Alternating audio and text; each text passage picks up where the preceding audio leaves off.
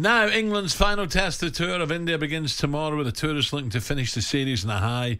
The series has gone with India already 3-1 up, but it's going to be a special game for England's Johnny Bairstow, who'll be playing his 100th test match. Brilliant. Head of the game, England skipper Ben Stokes had this to say on Johnny's career so far. You know, you look at 100 tests, 100 ODIs, lots of T20s. You know, it shows the longevity of Johnny, what a quality player he is. In my opinion, he's one of England's best all-format players to play the game, and we know how emotional individual Johnny is, and I think we'll see that this week, in particular, tomorrow when game day comes, and for obvious reasons. Obviously the family history with the Bairstows, his mum, his sister, his partner and his baby being here as well. So yeah, it's great that they get to share that moment with Johnny, and I'm very, very excited for him, and he deserves everything that's going to be spoken about him this week. So Johnny made his debut way back in 2012. Now this is harsh. Whoever wrote this is harsh. Alongside greats such as Peterson, Cook, Strauss and Broad, also in that squad, I'm only reading this, was an ageing Graeme Swann. By the way, Swanee, I did not. I'm just reading what's in front of me. But if he was aging then, what is he now? That's true. I reckon Danny Murphy might have written that. I'm going to get Kevin Nolan. It's a bit strong, that is. Dear, oh dear. Graeme, just before we talk about Johnny, one change for England. Ollie Robinson out, Mark Wood in. Is that a surprise? No, probably not. Ollie Robinson's biggest contribution was with the bat last week. So I don't think he set the world on fire. He's still a very good cricketer, and I expect him to feature in the summer. But I think when Mark Wood's fit and firing and all ready to go, you've got to play him. Especially here in Dharmashala, where it's a bit nippy. I'm not going to lie to you. It's like being in Yorkshire.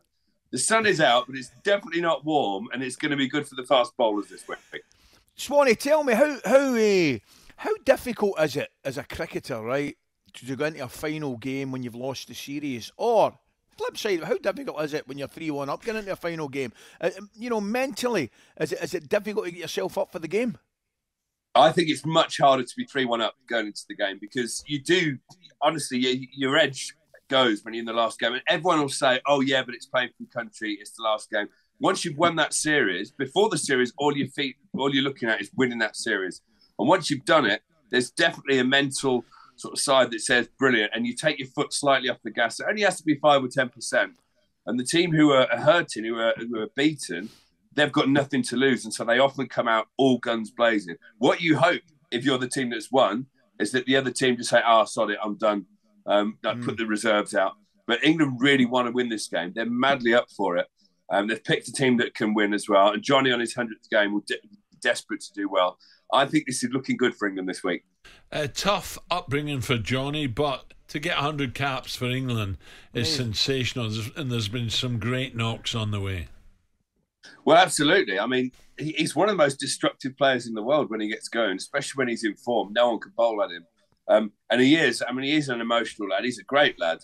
But, I've seen him all the way through that career. I mean, I started when I was aging, but my memory stayed with me, faculties. So, and I've always been good mates with him. And whenever I see him, he's always the one who will leave the whole group. If you're there at the airport, because I'm part of the media, like Danny Murphy, so I have to be away from the players. I've forgotten what it's like. With Johnny, he'll always be the one who'll come over. For instance, he came and asked about my son Wilf last week. My son Wilf's in the Army Cadets, and I was telling him about it. And he straight away came up and said, how was his weekend away? Did he enjoy it? I'd had a few whiskies, so I couldn't remember telling him about it. But the fact that he did that and just came over shows what Johnny's really like. So yeah. I'm really excited for him. I think he's going to do great this week, and I'll be cheering him on. Swanee, regardless of what happens, I've enjoyed it, mate. I definitely think that the final game will be excellent as well. But I think it's been a great series. What about the pluses? There's nobody better qualified than an ageing Graeme Swann to give the comment on this. What about Bashir and Tom Hartley? Big pluses, eh? I think they're massive pluses. I think if they're treated properly and coached well and looked after, the next time we come to India, we're going to have two world-class spinners on our hands. And that's something that we've not had for a long time. But if we've got well-beaten spinners who've got the experience, who've got, playing in different places under their belt, and continue to improve, where they're at already for how many games they've played in first-class cricket is a joke, really. They're an absolute joke. So where they can be is almost frightening. So there are definite pluses. Mark Wood's been brilliant here. Jimmy Anderson is as good as ever. I mean, I keep expecting Jimmy to do his hip or something, or, fall down the stairs. He's that old, but he keeps going, and he's as good as he ever has been. And so that's a massive plus as well.